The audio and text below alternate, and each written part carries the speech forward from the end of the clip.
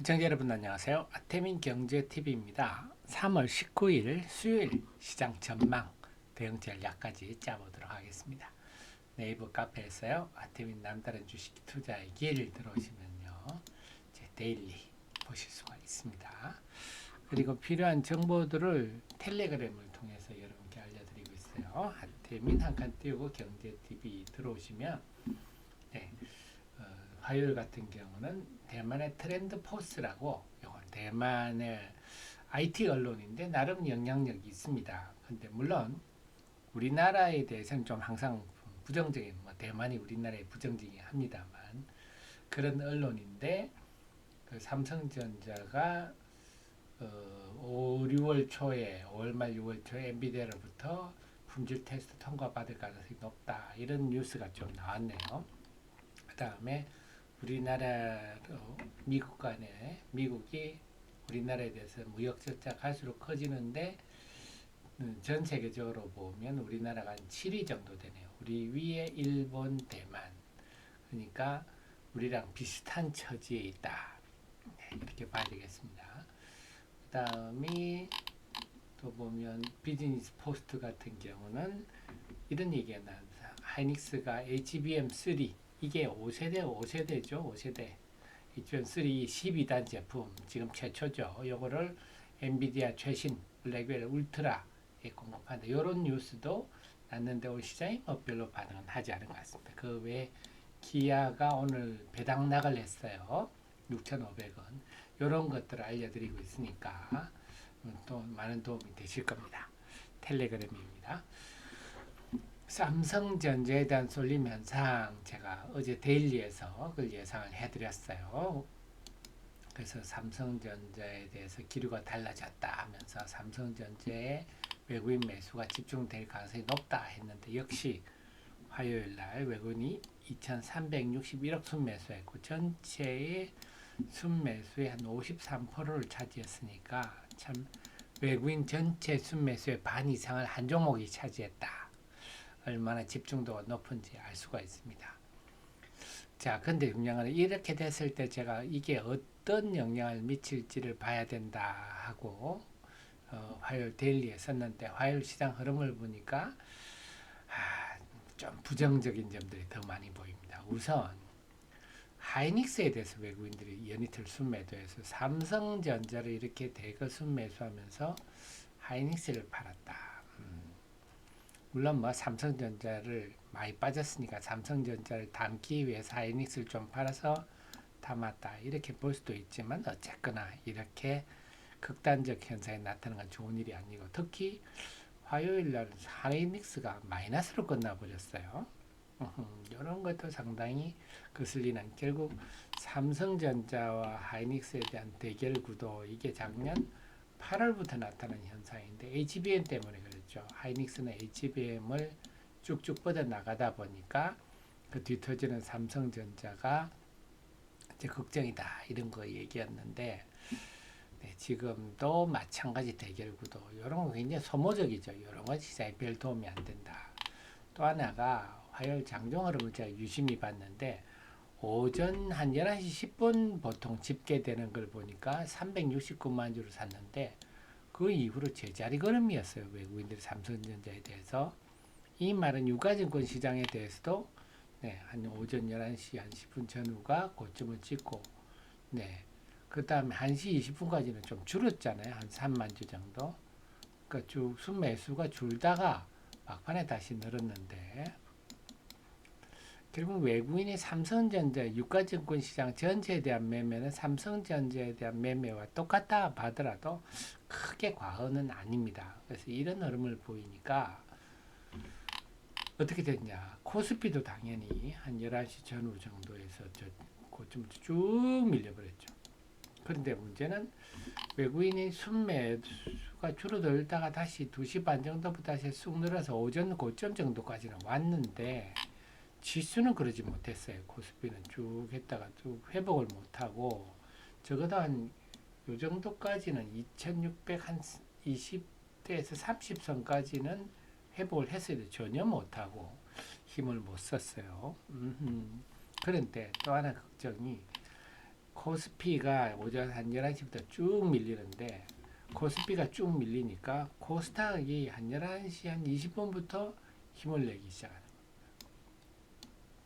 이런 거 안 좋죠. 하나가 같이 움직여주면 좋은데 그래서 코스피가 오르면 코스닥도 올라주고 이러면 좋은데 하나가 빠지면 하나가 오르고 삼성전자가 오르면 하이닉스 빠지고 이런 거 안 좋거든요. 코스피가 빠지니 밀리니까 코스닥이 오르고 이것도 안 좋은데 그 2시 반 이후는 코스피는 힘을 못 썼지만 코스닥은 상당히 탄력을 발휘하면서 상승을 했다. 이것도 결국 그렇지만 코스닥이 하락 종목이 많았어요. 그렇게 본다면 삼성전자에 대한 쏠림 현상이 시장에 좀 부정적으로 작용한다 하는 게 나타나고 특히 이 대결 구도가 나타나면 서로 양립하지 못하는 대결 구도가 나타나면 시장을 굉장히 에너지를 소진하는 전형적인 모습이거든요. 그래서 물론 이게 화요일 하루에 나타난 일이라서 좀 추이를 봐야 되겠지만 일단은 소모적 흐름이 이어지고 있다. 이거는 좀 부정적입니다. 삼성전자의 쏠림 현상이 당분간 외국인의 삼성전자 순매수가 지속되는데 이런 현상이 계속된다면 시장의 탄력이 약화될 수밖에 없다. 그리고 외국인들이 지금 코스피에 대해서 다시 3월 11일부터 보면 외국인 매매 방향하고 코스피 등락 방향이 똑같습니다. 외국인이 사면 코스피 오르고 팔면 코스피 빠지고 그 말은 연기금이 순매수가 감소해서 그렇거든요. 전에는 외국인이 좀 팔아도 연기금이 사면서 지수가 올라가고 이런 일들이 많은데 지금 연기금이 최근에 상당히 위축되는 모습입니다. 그러다 보니까 외국인 영향이 커서 외국인들이 뭐 하고 있는지 어떤 종목을 매매하는지 좀 살피고 활용할 필요가 있는데 화요일 같은 경우는 조선주를 집중 매수했네요. 2위부터 4위가 하나오션, 하나엔진, 삼성중공업.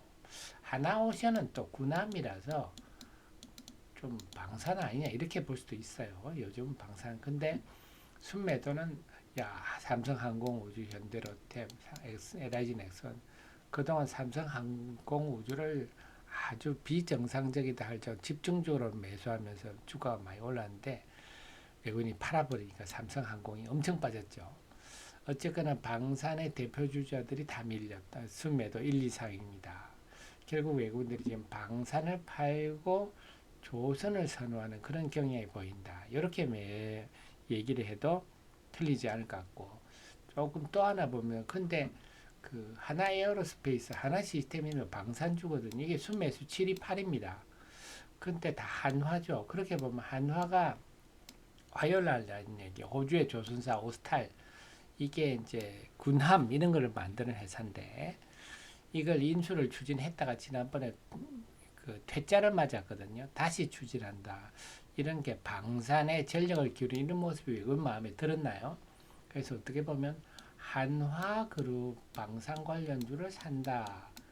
이렇게 해도 될 것 같아요. 조선을 선호한다. 얘기해도 되고 하나그룹 방산주를 산다. 그렇게 되면 당분간이 지금 외국인들이 삼성전자 중심으로 유가증권 시장에서 순매수를 지속할 분위기인데 그 속에서 조선주 내지는 한화그룹 방산주를 순매수하는 경향이 있다. 이거는 우리가 좀 활용할 필요가 있습니다. 물론 단타죠. 이 주식들이 이미 많이 올랐기 때문에 고공플레이라서 단타, 여차하면 또 빠지면 또 확 빠져버리거든요. 빠질 때는 또 이렇게 쿡 빠져버리잖아요. 그러니까 여차하면 판다 하는 마음으로 이런 조선 방산 그 외에 화요일 기관들에서는 조선 쪽을 많이 샀는데 그 외에 보면 의외로 루닛 그동안 많이 빠졌었는데 고개 들었고 큐리옥스 시스템 같은 경우도 한 3일째 강세를 보이고 있고 휴메딕스도 연기금이 새롭게 매수 이전엔 투신이 샀었는데요. 소부장도 여전히 관심은 둬야 되겠습니다. 엔비디아 GTC 2025가 지금 개막이 됐는데 첫날 개막일 엔비디아가 빠졌어요. 힘을 못 썼는데 그래서 조금 위축돼 있긴 하지만 소부장들 여전히 관심을 둬야 되는데요. 시장에 나온 얘기는 이제 이 외에도 테스트 소켓 ISC라든지 리너 공업이라든지 TSE 이런 테스트 소켓 관련도 좀 봐야 된다 이런 얘기도 좀 나오는데요. 그 관련해서는요, 이 종목 리포트 보시면 제가 최근에 테스트 TSE 당연히 제가 분석해서 올려놨습니다. 유진테크, STI 이렇게 또 GTC 2025를 맞아서 좀 실적 내지는 좀 레거시 메모리에 관련된 주식들 분석해서 올려놨으니까 활용하시고요. STI 같은 경우를 한번 설명드리면 STI는 조금 특징이 있어요. 뭐냐면 CCSS 이게 뭐냐면 반도체나 디스플레이 공정에는 당연히 화학약품이 많이 쓰입니다. 그 화학약품을 적기, 적재, 적소에 공급하는 어떻게 보면 혈관 같은 것이죠. 그래서 반도체나 디스플레이의 어떤 인프라에 관련된 회사인데 이 회사가 리플로우 장비를 하이닉스에 공급하면서 이제 HBM 관련주로 부각이 됩니다. 근데 4분기 실적이 깜짝 실적이 나왔어요. 봤더니 딴 게 아니라 지금 CCSS 장비 중에서 이제 무인화 좀 고급 공정의 무인화 장비가 잘 나가서 그렇더라고요. 그래서 오호 별로 지금 인프라 투자가 많지 않은데 4분기에 이렇게 인상적인 실적을 낸 거는 긍정적이고 올해부터는 이제 리플로우 장비는 한마디로 5번이다 생각이 듭니다. 바꿔가지고 플립칩 볼그리드 어레이 이런 패키징 할 때 이걸 이제 살짝 녹여서 이렇게 붙게 하는 거죠. 그런 장비다 보시면 되는데 이걸 이제 하이닉스 신규 공급하면서 부각이 된다. 이게 때 올해 성장. 그래서 지금 2025년에 상당한 성장이 예상됩니다. 근데 증권사 리포트마다 고성장은 고성장인데 그 성장 폭에 대해서는 사실 변동폭이 서로 커요. 어느 증권사는 아주 높게 나오고 어느 증권사는 상대적으로 낮게 나오고 그런 부분이 있어서 성장주는 성장주인데 그렇게 서로 그 폭이 클 만큼 예측이 만만치 않다. 올해 관심은 계속 둬야 되겠다. 그렇습니다. 그래서 지금 반도체 소부장도 관심을 좀 두실 필요가 있어서 관련 정보들, 제 자료들 많이 활용하시기 바랍니다. 늘 제 최신의 정보를 함께 하시고요. 도움 되셨으면 좋아요 누르시면 저의 좋은 기운이 여러분께 잘 되어서 좋은 성과로 나타내리라 봅니다. 저는 목요일날 정치전망으로 찾아뵙겠습니다. 고맙습니다.